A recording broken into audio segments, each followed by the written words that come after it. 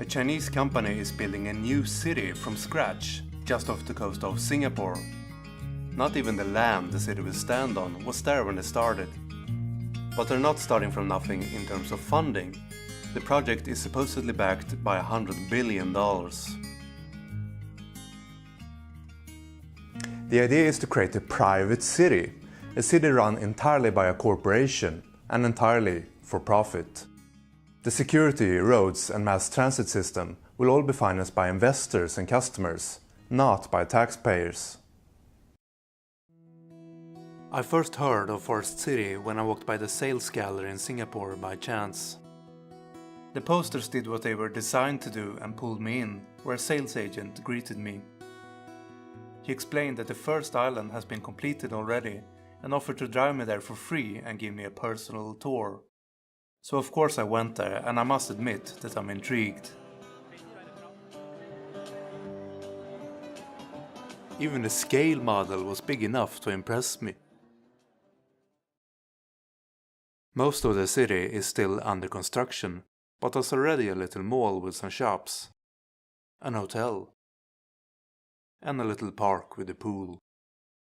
But for most visitors, the main attraction is probably the show flats.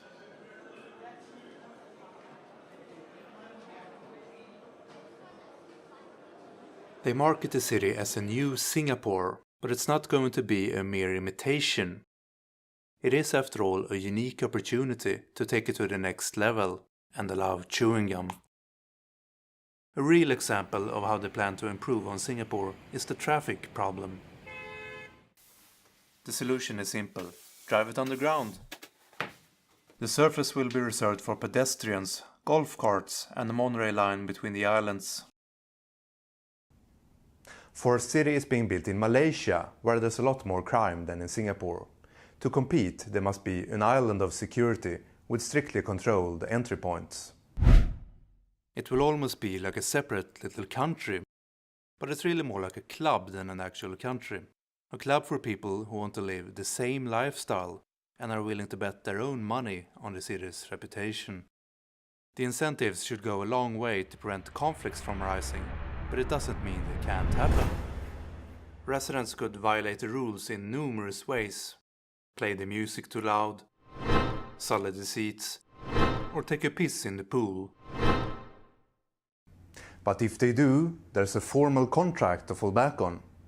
I don't know the precise details of this particular contract, but being a private community, they can set their own rules and revoke the right to access from those who break them.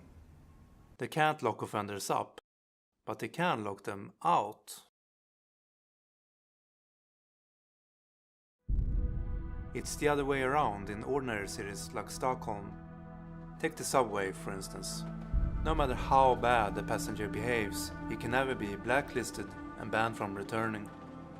The problem is that the rules that govern public places are set and enforced by people who haven't invested in them.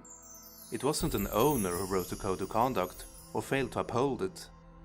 It was the police and the local traffic authority. But these people can't be held accountable. An owner would gain or lose depending on customer satisfaction, but government agencies have neither customers nor owners.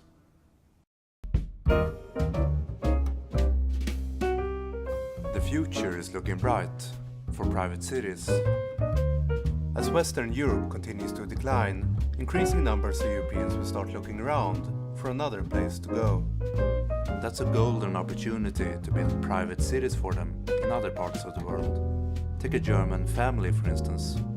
Given German language schools, plenty of German beer, and supermarkets stocked with sauerkraut, they may well prefer a private city off the coast of Thailand to the crime-ridden cities back home.